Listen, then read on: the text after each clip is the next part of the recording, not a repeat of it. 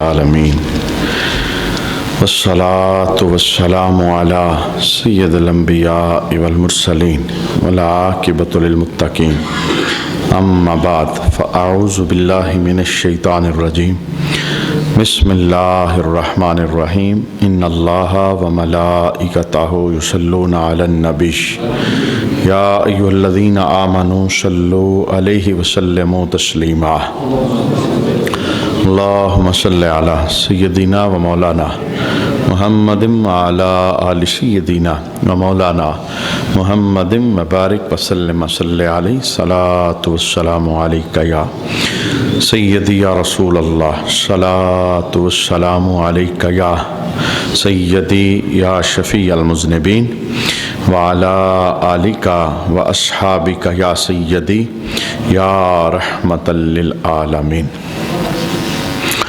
دل علی کا دل میں محبت علی کی ہے، دل علی کا دل میں محبت علی کی ہے، قلب و جگر میں جان میں طاقت علی کی ہے۔ حق ہے علی کے ساتھ، علی حق کے ساتھ ہیں، حق ہے علی کے ساتھ اور علی حق کے ساتھ ہیں، فرمان مصطفیٰ میں فضیلت علی کی ہے۔ کیا مال و زر کا ذکر گر سارا لٹا دیا، کیا مال و زر کا ذکر گر سارا لٹا دیا، مشہور دو جہاں میں سخاوت علی کی ہے۔ بعد از حمد و صلاۃ لائق عزت و تکریم جمیع احباب سمین ذی وقار حضور مولا کائنات حضرت علی المرتضیٰ شیر خدا کرم اللہ وجہ الکریم، آپ کی شان اور عظمت کے حوالے سے دن کو بھی ہم نے کچھ احادیث مبارکہ سماعت کی ہیں، اور آج کی نشست کے اندر بھی مزید ہم نبی محترم کے کچھ فرامین سماعت کریں گے کہ آقا حضور رحمت عالم صلی اللہ علیہ وآلہ وسلم نے اپنے اس شعر کی شانوں کو کن لفظوں کے اندر بیان فرمایا ہے۔ آقا حضور رحمت عالم صلی اللہ علیہ وآلہ وسلم نے کچھ خصوصی اعزاز وہ ہر صحابی کو عطا فرمائے، اسی طرح مولا کائنات کو بھی عطا فرمائے۔ دو خصوصیات ہم نے دن کو سماعت کی ہیں، اور آج تیسری خصوصیت یہ دیکھیں گے۔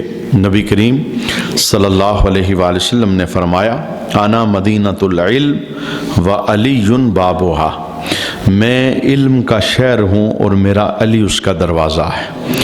اور حدیث شریف کا اگلا جملہ یہ ہے فمن اراد علم فلیأت الباب، جسے علم چاہیے اسے چاہیے کہ وہ دروازے کی جانب سے آئے، یعنی جو خیرات علم لینا چاہتا ہے اسے چاہیے کہ وہ مولا علی کے دروازے پر آئے تو اللہ اسے علم کے خزانے عطا فرمائے گا۔ حضور مولا کائنات حضرت علی المرتضیٰ شیر خدا کرم اللہ وجہ الکریم، آپ کی یہ جو خصوصی شان ہے، علمی شان، تو کسی نے آپ سے پوچھا تھا کہ علی آپ جب بولتے ہیں تو آپ کے علم کا کوئی ثانی نہیں اور کوئی مقابل نہیں، یہ شان اور عظمت رب نے آپ کو کیسے عطا فرمائی؟ تو آپ نے دو چیزوں کا حوالہ دیا تھا، پہلی تو اپنی ولادت کا حوالہ دیا تھا، اور دوسرا نبی محترم جناب محمد رسول اللہ صلی اللہ علیہ وآلہ وسلم کے وصال کا حوالہ دیا تھا، اور دونوں باتوں کو اپنے علم کے ساتھ جوڑا تھا کہ مجھے جو علم کی خیرات ملی ہے اور اللہ کریم نے مجھے جو فیصلے کی قوت عطا فرمائی ہے، اور قضاء اور قدر کے معاملات جو 10 سال کے اندر بھی آنا بمشکل ہیں، مصطفیٰ جان رحمت نے اپنا ایک ہاتھ سینے پر مارا تھا، اللہ نے سارے فیصلوں کی مجھے سمجھ عطا فرما دی تھی۔ یہ حدیث کے اندر موجود ہے۔ یمن کا قاضی نبی کریم نے آپ کو بنا کر بھجوایا تو آپ نے اپنی لا علمی کا اظہار کیا کہ یا رسول اللہ آپ مجھے یمن کے اندر قاضی بنا کے بھجوا رہے ہیں تو میں فیصلہ کیسے کروں گا؟ میں نے تو قضاء کا کورس نہیں کیا، میں نے تو قضا کے معاملات پڑھے نہیں ہیں، تو وہاں ظاہر ہے میں قاضی بن کے جا رہا ہوں، تو مجھے پھر قضا کے متعلق فیصلے بھی کرنے ہیں، تو میں کس طرح وہاں جا کے فیصلے کروں گا؟ تو آقا حضور رحمت عالم صلی اللہ علیہ وآلہ وسلم نے اپنا مبارک ہاتھ علی کے سینے پہ مارا۔ کہتے ہیں سرکار نے اپنا ہاتھ جب میرے سینے پر مارا تو مجھے یوں لگا کہ اللہ نے قضا کا سارا علم مجھ علی کو عطا فرما دیا ہے۔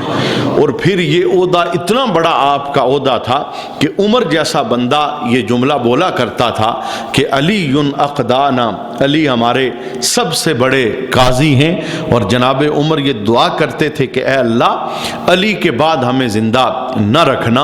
اور دور عمر کے اندر بھی اگر کوئی معاملہ آ جاتا، کوئی فیصلہ آ جاتا، تو حضرت عمر بھی وہ فیصلہ حضرت علی سے کروایا کرتے تھے۔ یعنی صحابہ کے مابین یہ بات بین تھی، روشن دلیل تھی کہ آپ کو اللہ نے بڑا علم عطا فرمایا ہے۔ تو آپ اپنے علم کی وجوہات میں سے پہلی وجہ یہ بیان کرتے ہیں، اور تاریخ کے اندر بھی آپ کی ولادت کے حوالے سے یہ وجہ موجود ہے کہ جب آپ کی کعبہ شریف کے اندر ولادت ہوئی ہے، اور یہ آپ کی بہت بڑی عظمت ہے اور بہت بڑی عظمت کی دلیل ہے کہ اللہ نے اپنے گھر کے اندر آپ کو جلوہ گر کیا ہے۔ اور بہت خوبصورت جملہ ایک عالم دین کا ہے کہ حضور مولا کائنات اللہ کے گھر میں پیدا ہوئے۔ اس کی وجوہات کو بیان کرتے ہوئے لکھتے ہیں کہ اصل وجہ یہ تھی کہ حضرت علی رضی اللہ تعالی عنہ کا جو نکاح تھا وہ محمد عربی صلی اللہ علیہ وآلہ وسلم کی بیٹی سے ہوا تھا۔ گویا یہ ازل سے فیصلہ ہو چکا تھا کہ دلہن مصطفیٰ کے گھر کی ہونی چاہیے اور دلہا خدا کے گھر کا ہونا چاہیے۔ یعنی یہ آپ کی جو ولادت کعبے کے اندر ہوئی تھی، اس ولادت کی برکتوں کو بیان کرتے ہوئے یہ جملہ بولا گیا۔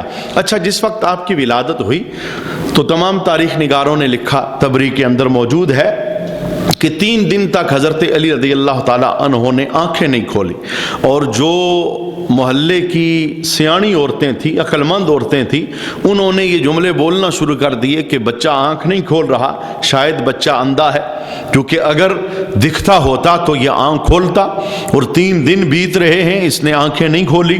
وہ راز پھر بعد میں لوگوں کو پتا چلا کہ علی نے 3 دن آنکھیں کیوں نہیں کھولی۔ اس کی وجہ یہ تھی کہ ابھی تک علی کو دیکھنے کے لیے مصطفیٰ تشریف نہیں لائے تھے۔ سرکار کسی مہم پر تشریف فرما تھے، جب آقا حضور رحمت عالم صلی اللہ علیہ وسلم کو پتا چلا کہ میرے چچا ابو طالب کے گھر کے اندر ایک نورانی بیٹا وہ جلوہ گر ہوا ہے، تو تیسرے دن آقا حضور رحمت عالم وہ اپنی چچی فاطمہ بنت اسد کے گھر کے اندر گئے، دروازے پر دستک دی، اور جب سرکار اندر داخل ہوئے تو فرمایا ذرا بچے کی مجھے زیارت کرواؤ۔ اور جب آقا حضور رحمت عالم نے حضرت علی رضی اللہ تعالی عنہ کو اپنے ہاتھوں پر اٹھایا، اور جب علی کی آنکھیں مصطفیٰ کے چہرے کے سامنے آئی تو علی نے فوراً اپنی آنکھیں کھول دی۔ 3 دن اپنی آنکھوں کو بند رکھا، اور آنکھ تب کھولی جب جلوہ مصطفیٰ دیکھا۔ گویا علی یہ چاہتے تھے کہ میری آنکھ کھلے تو کوئی غیر نظارہ نہ دیکھے، سب سے پہلے چہرہ مصطفیٰ کی زیارت کر لے۔ اور بچوں میں سے، چونکہ آپ بہت چھوٹے تھے اور چھوٹی عمر کے اندر ابھی کچھ دنوں کے تھے کہ سرکار انہیں اپنے گھر لے گئے تھے، اور سرکار وہ بدلہ دینا چاہتے تھے، چونکہ آقا حضور رحمت عالم صلی اللہ علیہ وآلہ وسلم کی پرورش علی کے بابا ابو طالب کے گھر کے اندر ہوئی، اور آقا حضور رحمت عالم بدلہ دینا چاہتے تھے کہ جیسے آپ کے بابا نے بچپن میں مجھے پالا ہے، میں علی کو اپنے گھر کے اندر پالوں گا۔ اور پھر اب بچپنے کے اندر علی کو اپنے گھر کے اندر لے کر گئے، اور مجھے بتائیے جس کی پرورش اللہ کا نبی فرما رہا ہو، پھر اسے اللہ کیا کیا عطا فرمائے گا، اور کتنی رحمتیں، کتنی نورانیت۔ ایک بات یہ کہ جب سرکار تشریف لائے، آنکھ حضرت علی نے کھولی تو محبوب کریم علیہ السلام نے گٹی کے اندر اپنا لعاب علی کے منہ میں داخل کیا، گٹی کے اندر اپنا لعاب علی کے منہ کے اندر داخل کیا، اور یہاں ہی سے उलमा ये मामला बयान फरमाते हैं कि बच्चे को गुट्टी देते हुए किसी नेक साले तकवादार बंदे का इंतखाब करना चाहिए, चूँकि गुट्टी का बड़ा असर होता है आने वाली ज़िंदगी के अंदर, बच्चे की आदत के अंदर, बच्चे के किरदार के अंदर। तो आका हुज़ूर रहमत आलम ने अपनी मुबारक लुआब के साथ जब अली को गुट्टी अता फरमाई तो अली फरमाते हैं, मुझे जो रब ने इल्म के ख़जाने अता फरमाए हैं ये मुस्तफ़ा के लुआब का सदका अल्लाह ने अता फरमाए। एक मामला आपने ये बयान फरमाया, और दूसरा मामला आपने नबी करीम सल्लल्लाहु अलैहि वसल्लम के विसाल के वक्त गुस्ल देते हुए एक मामला किया था, और आपने उसे इल्म के साथ जोड़ा कि मेरे पास जो इल्म के ख़जाने हैं, इस इल्म के ख़जाने का फैज़ मुझे उस दिन के बाद और ज़्यादा रोशन हो गया। किस दिन के बाद? कहते हैं कि जब आका हुज़ूर रहमत आलम सल्लल्लाहु अलैहि वसल्लम को गुस्ल दिया, ये मेरी ड्यूटी थी, मौला अली कहते हैं, तो मैंने देखा दौरान गुस्ल कुछ पानी के कतरात सोने नबी की आँख पर जमा है।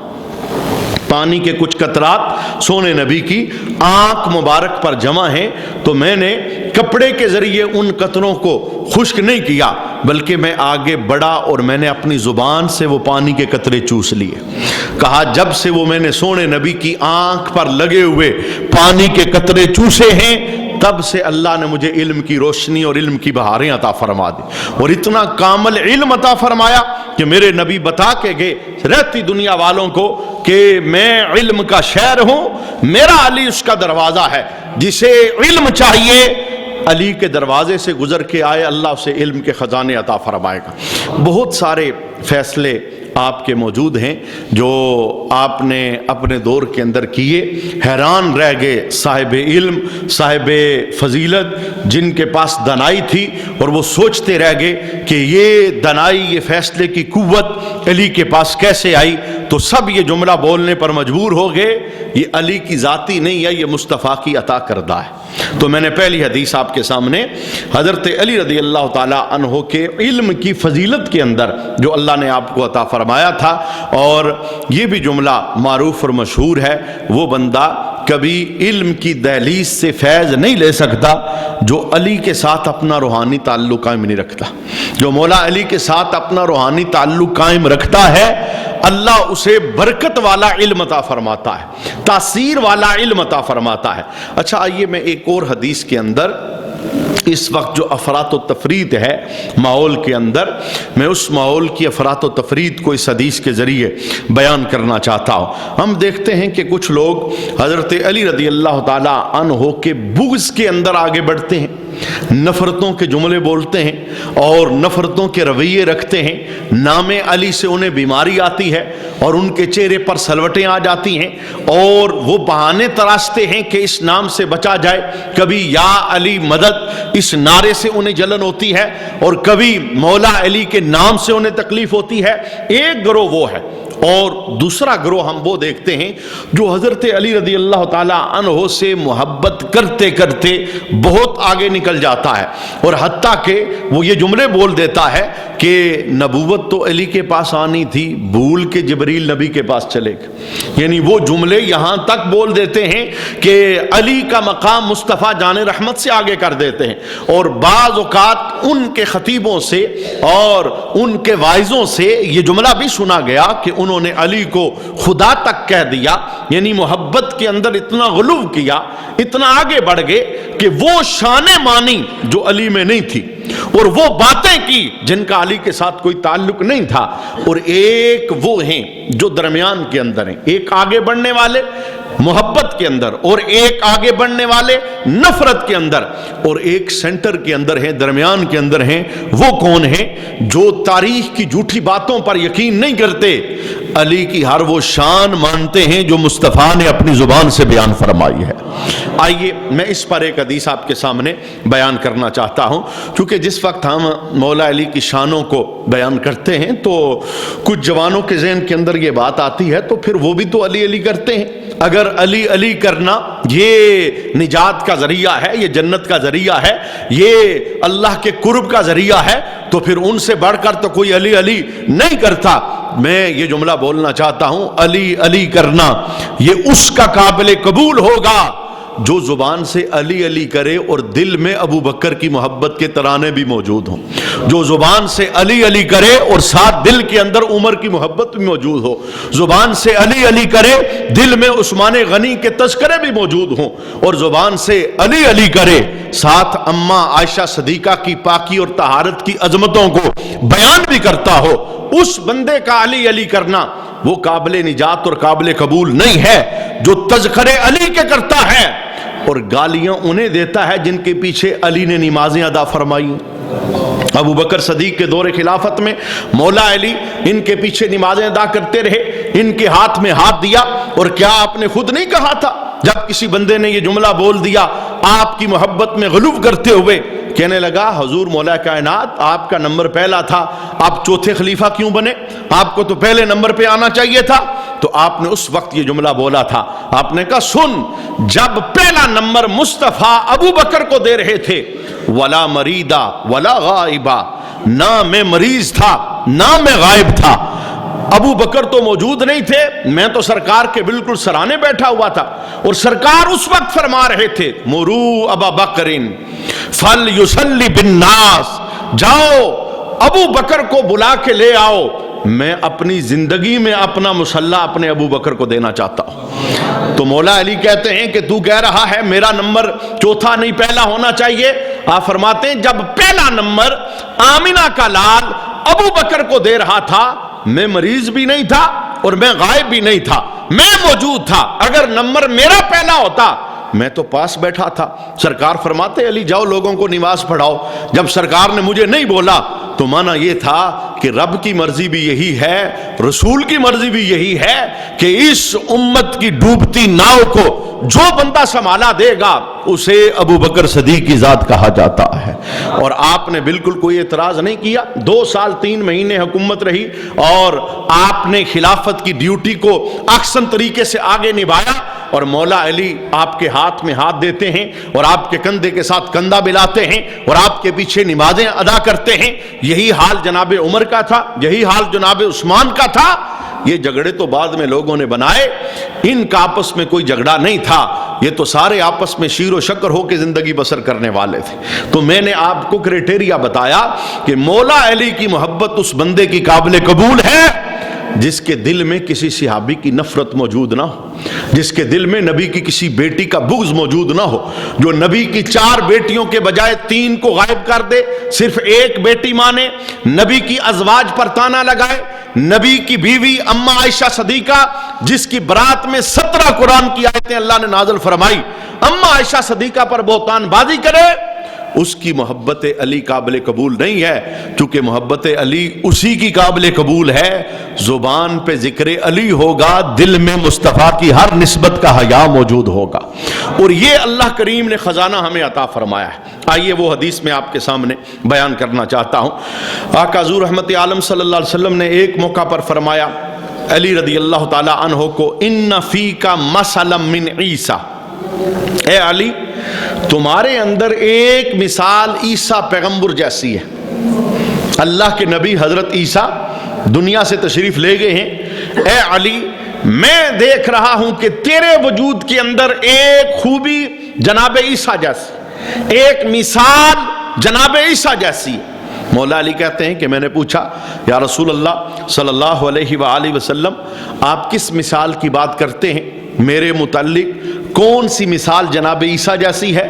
تو نبی کریم صلی اللہ علیہ وآلہ وسلم نے 2 گروہ ان کا تذکرہ کیا، 2 گروہ کا ذکر کیا جناب عیسیٰ کے متعلق، ایک عیسائیوں کا ذکر کیا اور ایک یہودیوں کا ذکر کیا۔ اچھا پہلا تذکرہ کیا تھا؟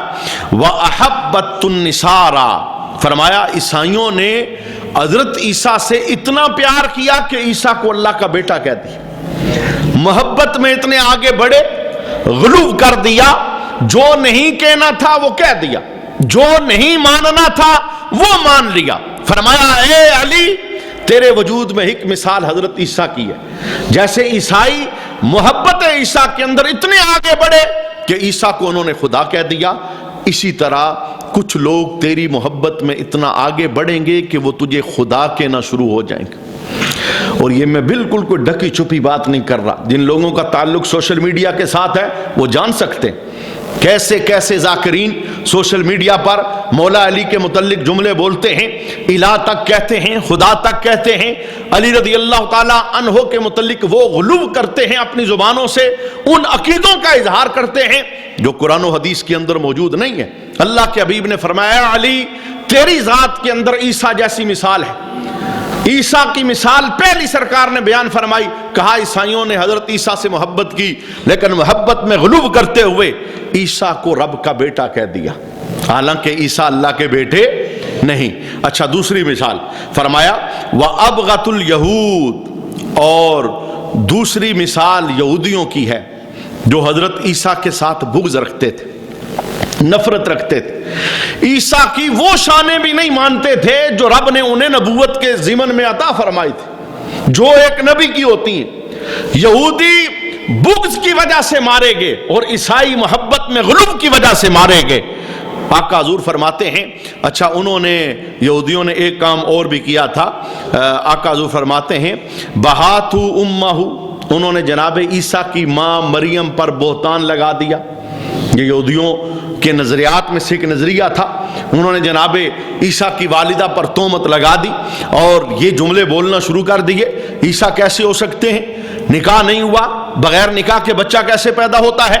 اور ان سب جملوں کا جواب اللہ نے ہمارے قرآن کے اندر، بات ان کی تھی، تذکرے ان کے تھے، لیکن ایک نبی کی برات کو بیان کرنے کے لیے اللہ نے قرآن کا حصہ بنا دیا۔ 16ویں سپارے کے اندر جناب مریم جس وقت بیٹے عیسیٰ کو اٹھا کر اپنے خاندان میں آنے لگی تو دل کے اندر خیال پیدا ہوا، مولا میرا تو نکاح نہیں ہوا، یہ تو جبریل نے آ کے پھونک ماری ہے، یہ تو تیری قدرت کا اظہار ہوا ہے، بغیر باپ کے عیسیٰ تیرے نبی اس دنیا میں آ رہے ہیں، میرے ذریعے آ رہے ہیں، میں خاندان میں بچہ اٹھا کے لے کے جاؤں گی، خاندان کیا جملے بولے گا، تیری شادی نہیں ہوئی، تیرا نکاح نہیں ہوا۔ یہی بہتان یہودی لگا رہے تھے کہ بغیر نکاح کے بچہ کیسے ہو سکتا ہے، عیسیٰ نبی نہیں ہے۔ وہ جناب مریم پر تہمت لگاتے تھے گناہ کی۔ رب کائنات نے پیاری مریم کو یہ جملہ بولا تھا کہ پیاری مریم آپ پریشان نہ ہو، جب زمانہ آپ سے سوال کرے نا، یہودی بولیں، دوسرے لوگ بولیں، پوچھے ان لکی ھذا، بچہ کہاں سے لے کے آ گئی، تیرا تو نکاح نہیں ہوا، آپ کیا کرنا، فاشارت الی، آپ اشارہ کرنا، بچہ خود بول کے بتائے گا میں کہاں سے آیا ہوں۔ اب یہ بات عقلوں کے اندر سمانے والی نہیں تھی کہ 3 دن کا بچہ کیسے بولے، وہی ہوا جس کا ڈر تھا۔ آپ جناب عیسیٰ کو اٹھا کے خاندان میں آئی، تانے شروع ہو گئے، بہتان بازیاں شروع ہو گئی، لوگ پوچھنے لگے تو بچہ کہاں سے لے کے آ گئی، تیرا تو نکاح نہیں ہوا، تجھے تو کسی بشر نے چھوا نہیں۔ تو جناب مریم نے کہا مجھ سے نہ پوچھو، بہتان بازی مجھ پہ نہ لگاؤ، بچے سے پوچھو، بچہ بتائے گا میں کہاں سے آیا ہوں۔ اب لوگ عقل پر ہر چیز تولتے تھے، کہنے لگے قالوا کیف نکلم من کان فی المہد صبیا، یہ کیسے بولے گا، یہ تو بنگوڑے میں ہے، اور جو بنگوڑے والا ہے وہ بولا نہیں کرتا، بولنے کے لیے 3 سال کی عمر چاہیے، 4 سال کی عمر چاہیے۔ لوگوں نے اعتراض کر دیا۔ ابھی اعتراض جناب عیسیٰ کی ماں پر جاری تھا، آپ کہتے ہیں بچے سے پوچھو، بچہ تو 3 دن کا ہے، یہ تو بولے گا نہیں، بنگوڑے والا ہے۔ تو اللہ نے جناب عیسیٰ کو بولنے کی قوت عطا فرمائی۔ 3 دن آپ کی عمر تھی، آپ نے بنگوڑے کے اندر بولنا شروع کر دیا، قال انی عبد اللہ آتانی الکتاب وجعلنی نبیا۔ لوگوں میری ماں پہ تو مت نہ لگاؤ، سنو، پوچھتے ہو میں کہاں سے آیا ہوں، قال انی عبد اللہ، میں رب کا بندہ بن کے آیا ہوں، میں کتاب کا عالم بن کے آیا ہوں، اور خالی معمولی بندہ بن کے نہیں آیا، وجعلنی نبیا، رب نے مجھے نبوت کا نور بھی عطا فرمایا ہے۔ تو جناب عیسیٰ کی ماں کی برات کو اللہ نے قرآن کا حصہ بنا دیا۔ تو آقا حضور فرماتے ہیں علی تیری ذات میں عیسیٰ کی 2 مثالیں عیسیٰ کے وجود والی موجود ہیں۔ جیسے عیسیٰ کی محبت میں عیسائی غلب کرتے ہوئے عیسیٰ کو اللہ کا بیٹا کہہ بیٹھے، اور یہودی نفرت کرتے ہوئے عیسیٰ کی ماں پر تہمت لگا کے عیسیٰ کی نبوت کا انکار کر بیٹھے، تو فرمایا علی تیرے متعلق بھی 2 گروہ بن جائیں گے۔ اور یہ صرف آقا حضور رحمت عالم کا فرمان نہیں، بڑے مجمع کے اندر مولا علی یہ جملہ بولا کرتے تھے۔ آپ کے لفظ سنیے، آپ کیا کہتے تھے، یہلکو فیہا اسنان، فرمایا میرے بارے میں 2 گروہ ہلاک ہو جائیں گے۔ یہ مولا علی کا فرمان، یعلق فیہا اسنان، دو گروہ میرے متعلق ہلاک ہو جائیں گے، میرے متعلق مارے جائیں گے۔ پوچھا گیا مولا علی سے کون سے دو گروہ؟ فرمایا ہک میری نفرت میں ہلاک ہوگا اور ہک میری محبت میں غلو کر کے ہلاک ہوگا۔ مجھے وہ کہے گا جو میرے پاس نہیں ہے، میرے متعلق وہ باتیں منسوب کرے گا جو میری شان نہیں ہے، مجھے نبی بنا کے پیش کرے گا، مجھے خدا بنا کے پیش کرے گا، مجھے مصطفیٰ سے آگے بڑھانے کی کوشش کرے گا۔ فرمایا یہ میری شان نہیں، مصطفیٰ تو مصطفیٰ ہیں، رب نے مجھے ان کا غلام بنا کے دنیا میں بھجوایا ہے۔ یہ دو گروہ میرے متعلق ہلاک ہو جائیں گے۔ اور حضرت علی رضی اللہ تعالی عنہ آپ فرماتے ہیں بچے گا کون؟ فرمایا بچے گا وہ جو میری ہر اس شان کو مانے گا جو مصطفیٰ نے اپنی زبان سے بیان فرمائی۔ یہ فرق ہے۔ میں نے آج تک آپ کو یہ نہیں بولا کہ راوی کہتا ہے یہ جملہ، میں نے جس وقت بھی مولا علی کی کسی شان کو بیان کیا ہے میں نے ساتھ جملہ یہی بولا ہے کہ آمینہ کے لال علی کی شان کو بیان فرماتے ہیں۔ ہمیں کیا ضرورت ہے کسی جھوٹے راوی کسی جھوٹی تاریخ کا تذکرہ کرنے کی؟ تاریخ یہ کہتی ہے، راوی یہ کہتا ہے۔ ہمارے پاس سچے مصطفیٰ کی سچی زبان کی حدیثیں جو موجود ہیں، یہ سارے جملے۔ اچھا سنیے، میں ایک حدیث آپ کی شان کے اندر پڑھنا چاہتا ہوں۔ کنز العمال کی 11ویں جلد کے اندر یہ حدیث موجود ہے۔ آقا حضور رحمت عالم صلی اللہ علیہ وسلم نے فرمایا، الا ان اللہ ولی، خبردار میرا مولا اللہ ہے۔ پہلا جملہ آقا حضور کا یہ تھا، الا ان اللہ ولی، خبردار میرا مولا اللہ ہے۔ وَأَنَا وَلِيُّ كُلِّ مُؤْمِن، اور میں محمد ہر مومن کا مولا ہوں۔ میرا مولا اللہ ہے اور میں ہر مومن کا مولا ہوں۔ اور تیسرا جملہ کیا تھا؟ مَن كُنْتُ مَوْلَاهُ فَعَلِيٌّ مَوْلَاهُ، اور سنو جس کا میں مولا ہوں اس کا میرا علی مولا ہے۔ یہ کیسی محبت کا زاویہ بیان فرمایا۔ میرا مولا اللہ ہے، میں سب مومنوں کا مولا ہوں، اور جس مومن کا میں مولا ہوں اس کا میرا علی مولا ہے۔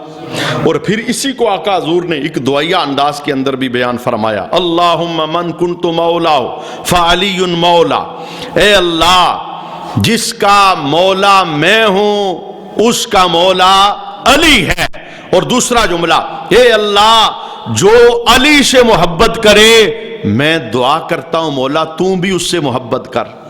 یہ ایک دعائیہ انداز تھا۔ اور آقا حضور فرماتے ہیں وعاد من عادہ، اے اللہ میں دعا کرتا ہوں جو میرے علی سے بغض کرے، عداوت کرے، اے اللہ تم بھی اس کے ساتھ عداوت کر۔ اور تیسرا جملہ وَنَصُرْ مَن نَصَرَا، اے اللہ میں دعا کرتا ہوں جو میرے علی کی مدد کرے مولا تو اس کی مدد فرما۔ اور چوتھا جملہ وَأَعِن مَن أَعَانَا، فرمایا اللہ کے دربار میں دعا کرتے ہوئے جملے بولے آقا حضور نے، اے اللہ میں دعا کرتا ہوں جو میرے علی کی اعانت کرے تو اس کی اعانت کر۔ یہ آقا حضور رحمت عالم صلی اللہ علیہ وآلہ وسلم کا دعائیہ انداز تھا۔ ہمارا جو وقت ہے وہ پورا ہو رہا ہے، لیکن ایک آخری جملہ میں حضور مولا کائنات حضرت علی شیر خدا کرم اللہ وجہ الکریم آپ کی شان کے اندر بیان کرنا چاہتا ہوں کہ مصطفیٰ جان رحمت نے کن کن لفظوں کے اندر آپ کی عظمتوں کو بیان فرمایا۔ غزوہ تبوک کے موقع پر آقا حضور رحمت عالم صلی اللہ علیہ وسلم نے حضرت علی کی ڈیوٹی لگائی کہ ہم سارے جائیں گے جنگ میں، اور علی تیری ڈیوٹی یہ ہے کہ تو مدینے میں عورتوں اور بچوں کی حفاظت کرے گا، مدینہ سارا تیرے حوالے، عورتوں اور بچوں کی حفاظت تو کرے گا۔ اب حضرت علی چونکہ جنگ کے میدان میں جانا یہ زیادہ پسند فرماتے تھے، اندر سے انہیں بڑی تکلیف ہوئی اس جملے پر، اور انہیں بڑی، چونکہ ڈرپوک بندہ ہو نا وہ تو پیچھے پیچھے جائے، اور علی جیسا بہادر جس میدان میں جاتا تھا کافر دیکھ کے کانپنا شروع ہو جاتے تھے۔ اور اگر آپ تفصیل دیکھنا چاہیں کہ علی کی جو تلوار ذوالفقار تھی اس کے اسلام پر کتنے بڑے احسان ہیں۔ بدر کا میدان سجا، سب سے پہلا کفر اور اسلام کی جو جنگ ہوئی، ٹوٹل کافر 70 وہاں مارے گئے، اور 70 میں سے 21 کافروں کی گردنیں مولا علی نے اپنے ہاتھ سے اتاری ہیں۔ یہ بہت بڑا معرکہ تھا۔ اور یہ خیبر کا میدان سجا، جنگ خیبر کے موقع پر جب قلعہ جو خیبر کا تھا وہ فتح نہیں ہو رہا تھا. بخاری مسلم کے اندر موجود ہے, روز مسلمان حملہ کرتے, شام کا وقت ہوتا, یہودی پسپا ہونے لگتے, اندر جا کے قلعے کا دروازہ بند کر لیتے. اب مسلمان بڑے پریشان تھے کہ جنگ کا پانسا نہیں پلٹ رہا, ہاتھ میں نہیں آ رہی فتح, ہر روز یہودی جا کے وہ دروازہ بند کر لیتے ہیں. بہت بڑی دیوار اور بہت بڑا دروازہ تھا, جب تک کھلے نہ اندر جانا مشکل تھا, اور جب تک اندر نہ جائیں جنگ جیتنا مشکل تھا. اور آج مصطفیٰ جان رحمت نے شام کے ٹائم جب صحابہ واپس آئے نا, دروازہ انہوں نے اندر سے بند کر لیا, آرنے پہ آئے تو جا کے دروازہ بند کر کے چھپ گئے. تو میرے حبیب نے شام کے ٹائم ایک بشارت سنائی. اس بشارت کے خوبصورت جملے کیا تھے؟ فرمایا میرے صحابہ سنو, کل میں جھنڈا اس بندے کے ہاتھ میں دوں گا جس کے ہاتھ پہ اللہ خیبر کی فتح عطا فرمائے گا. اب یہ میرے حبیب کے یقینی جملے تھے اور صحابہ کو پتا تھا سونا جو کہتا ہے وہ ہو جاتا ہے. اب جب سرکار نے کہہ دیا ہے جسے جھنڈا دوں گا اس کے ہاتھ پہ خیبر فتح ہوگا, اور ساتھ میرے حبیب نے اس کی نشانی بھی بیان فرمائی, بخاری مسلم میں موجود ہے. فرمایا میں تمہیں نام نہیں بتاتا, میں نشانی بتا دیتا ہوں, جس کے ہاتھ میں جھنڈا دوں گا خیبر فتح ہو جائے گا. اور اس بندے کی نشانی یہ ہے, ایک تو اللہ رسول سے وہ بہت محبت کرتا ہے, اور دوسری بات ہے اللہ رسول بھی اس کے ساتھ بہت محبت فرماتے ہیں. وہ محب مصطفیٰ خدا ہے اور اللہ اور اس کا رسول بھی اس سے محبت کرتے ہیں. اب صحابہ کہتے ہیں ہم میں سے ہر بندہ منتظر تھا جھنڈا مجھے مل جائے. کیوں؟ انہیں پتا تھا جسے جھنڈا ملے گا میدان اس کا ہوگا اور خیبر کی فتح اس کے ہاتھ میں آئے گی. پوری رات ذکر میں گزاری, پوری رات انتظار میں گزاری, تسبیحاں پڑھتے پڑھتے گزاری. صبح میرا نام آ جائے, مصطفیٰ جھنڈا مجھے دے دیں. اسی انتظار میں پوری رات بیت گئی. صبح جب آقا حضور نے فجر کی نماز پڑھائی, سلام پھیرا, مقتدی صحابہ سارے موجود تھے, سرکار نے سب کے چہرے پہ نگاہ ڈالی. میرے حبیب جسے تلاش کر رہے تھے وہ نظر نہیں آ رہا تھا, جسے سرکار تلاش کر رہے تھے, جس کا انتخاب اللہ کی طرف سے ہو چکا تھا, وہ مجمع میں نظر نہیں آ رہا تھا. تو آقا حضور نے سب کو دیکھا, دیکھنے کے بعد کہا این علی, علی کہاں ہے؟ یہ میرے حبیب کا سوالیہ انداز, علی کہاں ہے؟ ایک صحابی بول پڑے یا رسول اللہ وہ تو خیمے میں ہیں, وہ جماعت کے ساتھ نہیں آ سکے. وجہ یہ ہے آنکھیں بہت زیادہ درد کر رہی ہیں, آنکھوں کے درد کی وجہ سے آنکھیں خراب ہیں, خیبر کی گرمی کی وجہ سے وہ اپنے خیمے کے اندر ہیں, وہ اس لیے یہاں جماعت میں نہیں آ سکے. میرے مصطفیٰ نے فرمایا علی کو بلا کے لے آؤ. یہ بھی نہیں کہا بیمار ہے تو چلو رہنے دو, جھنڈا کسی اور کو دے دیتے ہیں. فرمایا علی کو لے کے آؤ. وجہ اس کی یہ ہے کہ اگر علی بیمار ہے تو شفا دینے والا محمد بھی تو موجود ہے نا. یہ وہ نبی موجود ہے. بڑے بڑے بیمار آئے, کوئی آنکھ کا ڈھیلا اپنے ہاتھ پہ رکھ کے آیا, کہنے لگا سونیا تیر لگا ہے, آنکھ نکل گئی ہے. مصطفیٰ نے اپنا لعاب لگایا ہے, اللہ نے فوراً آنکھ کو شفا عطا فرما دی ہے. کوئی کٹا ہوا بازو جس وقت لٹکنے لگا, پاؤں کے نیچے رکھ کے کھینچا اور دوسرے ہاتھ سے بازو کو اٹھایا اور کٹا بازو لے کے مصطفیٰ کے دربار میں آیا, کہنے لگا سونیا بازو ٹوٹ گیا ہے, کٹ گیا ہے تلوار کی ضرب کی وجہ سے, اب کیا کروں؟ میرے مصطفیٰ نے لعاب لگایا, اللہ نے بازو کو فوراً شفا عطا فرما دی. اور کوئی ایسا تھا جس کی پنڈلی کا فریکچر ہو گیا, ہڈی ٹوٹ کے دو حصوں میں تقسیم ہو گئی, گودا باہر آ گیا اور اسے چارپائی کے اوپر ڈال کر صحابہ لے کے آئے. سونے نے لعاب لگایا, آتے ہوئے چارپائی پہ لیٹ کے آیا تھا, جاتے ہوئے قدموں پہ چل کے جا رہا تھا. یہ شفا والے نبی جو موجود تھے. میرے حبیب نے فرمایا علی کو بلا کے لے آؤ. صحابہ کہتے ہیں ہم علی کو پکڑ کے لے آئے. سرکار نے پوچھا علی کیا ہوا؟ یا رسول اللہ صلی اللہ علیہ وآلہ وسلم خیبر میں گرمی بڑی ہے, میری آنکھیں خراب ہو گئی ہیں اور آنکھوں سے پانی نکل رہا ہے. آقا حضور نے شفا والا لعاب انگلی سے حضرت علی کی آنکھوں میں لگایا. علی کہتے ہیں یوں لگا کبھی درد ہوا ہی نہیں تھا, بالکل آنکھیں شفا یاب ہو گئی. مصطفیٰ جان رحمت نے جھنڈا دیا, کہا علی جھنڈا پکڑ, میدان میں اتر, میں محمد بشارت دیتا ہوں تیرے ہاتھ پہ اللہ خیبر کی فتح عطا فرمائے گا. جناب جنگ بڑے جوبن پر تھی, مقابلہ ہو گیا یہودیوں کا آمنے سامنے. اب یہودیوں نے وہی کام کیا جو روز کرتے تھے. جس وقت ہارنے کی باری آئی دوڑ کے دروازے کے اندر ہوئے اور ضرب لگا کے دروازہ فوراً بند کر دیا. آج چونکہ بشارت مولا علی کو رسول اللہ نے عطا فرمائی تھی، آج حضرت علی پیچھے نہیں ہٹے، سب دیکھنے لگے فتح کیسے ہو گئی۔ وہ تو دروازہ بند کر کے اندر چلے گئے، مولا علی نے ایک ہاتھ سے خیبر کے اس دروازے کو اٹھایا اور اکھاڑ کے پیچھے پھینک دیا۔ اور وہ دروازہ یہ ہمارے دروازوں جیسا نہیں تھا، یہ مسجد کا دروازہ بھی ایک ہاتھ سے نہیں اٹھتا، اور خیبر کا وہ دروازہ جب اکھاڑا گیا، بعد میں کہتے ہیں صحابہ ہم نے اسے چیک کیا، 40 بندے مل کے بھی اسے نہیں اٹھا سکتے تھے۔ مجھے بتاؤ یہ ہاتھ میں جو علی کی طاقت تھی، یہ ہاتھ علی کا تھا، طاقت رب العالمین کی تھی۔ آج علی نے ہاتھ لگایا، اکھاڑ کے پھینک دیا، اور اللہ نے حضرت علی کے ہاتھ پہ خیبر کی فتح عطا فرمائی۔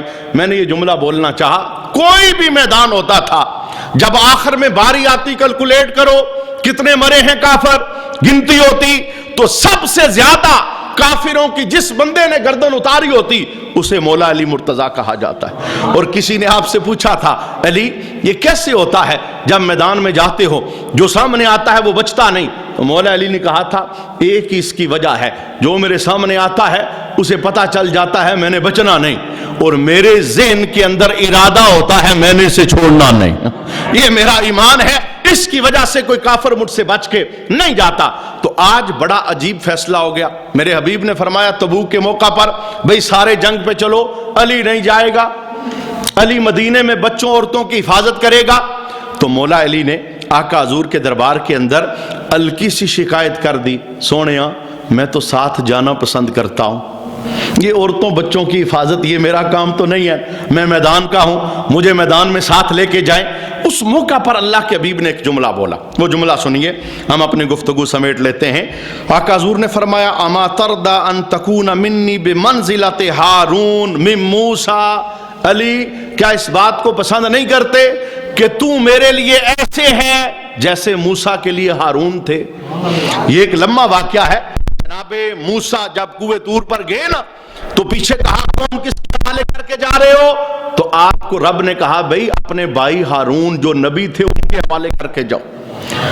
اب آقا فرماتے ہیں میں جا رہا ہوں تبوک میں مدینہ علی تیرے حوالے کر جا رہا ہوں، کیا تو اس بات پہ راضی نہیں؟ تیرا میرے ساتھ تعلق وہ ہے جو موسیٰ کا ہارون کے ساتھ تعلق تھا، یعنی موسیٰ ہارون کے بھائی تھے، تو میرا بھائی ہے۔ لیکن ایک ساتھ عقیدہ بھی بیان کر دیا، الا انہ لا نبی بعدی، لیکن علی دھیان رکھنا موسیٰ ہارون کے بھائی جو تھے وہ نبی تھے، لیکن الا انہ لا نبی بعدی، مجھ محمد کے بعد کوئی نبی نہیں آئے گا۔ یعنی علی میں تجھے پیچھے چھوڑ کے جا رہا ہوں، بعد میں کسی رافضی کو کسی قادیانی کو یہ وام نہ پڑے کہ علی کو سرکار نے یہ جو جملہ بولا تو نبوت علی کے پاس آنی چاہیے تھی۔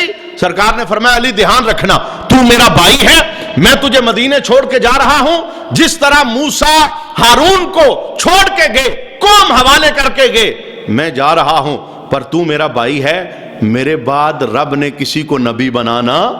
اور پھر دوسری جگہ اللہ کے حبیب نے فرمایا تھا اگر کوئی نبی ہوتا تو میرا عمر ہوتا۔ چونکہ ہماری یہ عادت ہوتی ہے کہ کسی بھی اونچے کی ہم شان سنیں تو اس کا پیغام ہم لازمی سنتے ہیں، تو ایک چھوٹا سا پیغام حضور مولا کائنات حضرت علی المرتضیٰ کا ہم سن لیتے ہیں۔ آپ نے ایک موقع پر یہ جملہ بولا، آپ ارشاد فرماتے ہیں حضرت علی رضی اللہ تعالیٰ عنہ کہ اگر میرا اللہ مجھے اختیار دے کہ اے علی دو کاموں میں سے ایک کام کر، اختیار تیرا ہے، چاہے تو پہلا کر لے چاہے تو دوسرا کر لے، وہ دو کام کون سے ہیں؟ اے علی یا تو ایسا کر مسجد میں 2 رکعت نفل پڑھ لے، یا ایسا کر جنت چلا جا، یا جنت چلا جا یا 2 رکعت مسجد میں نفل پڑھ لے۔ تو مجھے اللہ یہ اختیار دے تو علی کہتے ہیں میں کیا کروں گا؟ لخترت المسجد، کہتے ہیں میں اس بات کو پسند کروں گا کہ میں جنت نہ جاؤں بلکہ مسجد جا کے 2 رکعت نماز پڑھ لوں۔ اچھا ظاہر ہے ذہن میں سوال اس وقت بھی لوگوں کے آیا، انہوں نے سوال کر دیا، انہوں نے کہا علی پاک آپ یہ کیا کہتے ہیں؟ مسجد تو دنیا کی اللہ کے گھروں میں سے گھر ہے، آپ جنت چھوڑ کے مسجد جانا چاہتے، جنت کیوں نہیں جاتے؟ اختیار مل رہا ہے۔ تو حضرت علی کا بڑا خوبصورت جواب تھا، کہا جو میں نے کہا ہے نا لخترت المسجد، میں اختیار مسجد کو کروں گا، میں جنت نہیں جاؤں گا۔ آپ فرماتے ہیں اس کی وجہ یہ ہے جنت جانا یہ میری خوشی ہے اور مسجد جانا میرے اللہ کی خوشی ہے۔ علی اپنی خوشی کو قربان کر رہا ہے، مجھے جنت نہیں چاہیے، میں اپنے رب کو راضی کروں گا، مسجد جا کے 2 رکعت ادا فرماؤں گا۔ تو یہ پیغام میرا یہی ہے کہ مسجد آنا یہ اللہ کی رضا ہے، اللہ کی خوشی، اللہ کا گھر ہے نا، اور اللہ بڑا پسند کرتا ہے اس بندے کو جو اللہ کے گھر کے اندر آتا جاتا رہتا ہے۔ کوشش کریں اپنی زندگی کے اندر 5 گانا نماز کی پابندی لانے کی، ہمارا آخری سانس بھی مسجد کے ساتھ جڑا ہو، ایسا ہو جائے کہ ہم ایک نماز پڑھ کے گھر واپس جائیں تو اسرائیل روح لینے آ جائے، یہ منقطع نہ ہو سفر مسجد سے۔ اور رب کی عزت کی قسم اگر سفر اس طرح کا ہو کہ مسجد آتے آتے رب اپنے دربار کے اندر بلا لے تو پتہ ہے اس کی فضیلت کیا ہے؟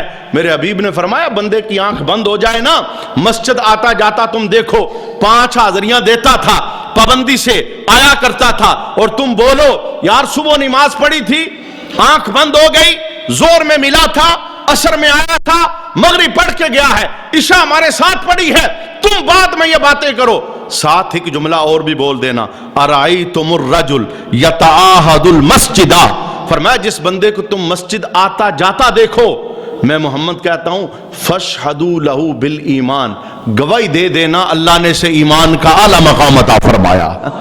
یہ ایمانداروں کا کام ہے مسجد کے اندر حاضریاں دینا۔ دعا کریں اللہ ہمیں 5 گانا نماز پابندی سے پڑھنے کی توفیق عطا فرمائے۔ یہ رجب کا جو مہینہ ہے نا، یہ بیج ڈالنے کا مہینہ ہے، اور اس کے بعد شعبان آ رہا ہے، پانی لگانے کا مہینہ، اور پھر رمضان آئے گا، وہ فصل تیار ہو چکی ہوگی اور اس فصل کو لینے کا مہینہ، اور اب آہستہ آہستہ کانوں میں صدائیں آ رہی ہیں، کل ایک بندہ آیا جی مسجد کے لیے حافظ چاہیے، یعنی تیاریاں ہو رہی ہیں مساجد میں قرآن پاک سننے کی، وہ رمضان کی میٹھی بہاریں، وہ ان کی آوازیں، ان کے سرمدی نغمے وہ ذہن کے اندر آ رہے ہیں، اور یہ کیسا خوبصورت رحمت معاب مہینہ ہے۔ میرے حبیب جب اس مہینے میں آتے نا، رجب کا مہینہ، شعبان کا مہینہ، تو سرکار یوں دعائیں مانگا کرتے تھے، اللہم بارک لنا رجب و شعبان، اے اللہ رجب کو اور شعبان کو ہمارے لیے برکتوں والا بنا، وبلغنا رمضان، مولا صحت سلامتی سے ہمیں رمضان تک پہنچا، یہ رجب برکتوں والا ہو جائے، یہ شعبان برکتوں والا ہو جائے، جسے میسر آ جائے جمعرات کا، سوموار کا وہ روزہ رکھے۔ رجب کے روزوں کی بہت زیادہ فضیلت ہے۔ انشاءاللہ العزیز ہم جو آگے بڑھ رہے ہیں رمضان کی برکتوں کے قرب کے اندر، عبادات ہمیں تیز کرنی چاہیے، چونکہ سرکار اس طرح کیا کرتے تھے، یعنی رمضان کی آمد کی خوشی کے اندر حضور عبادات پہلے سے بڑھا دیتے، صدقے پہلے سے بڑھا دیتے، بلکہ یہ جو آنے والا شعبان کا مہینہ ہے، صحابہ کہتے ہیں ہم سارے کاموں سے فارغ ہو کے، اور جب رمضان قریب آتا ہم پکا ڈیرہ ہی مسجد لگا لیتے۔ تو یہ خوشی ہوتی ہے ایک مومن کو کہ میری بخششوں کا پروانہ میرے پاس آ رہا ہے۔ اللہ ہمیں صحت عافیت کے ساتھ رمضان کی بہاریں نصیب فرمائے، اور 5 گانا نماز کی اللہ میں پابندی نصیب فرمائے۔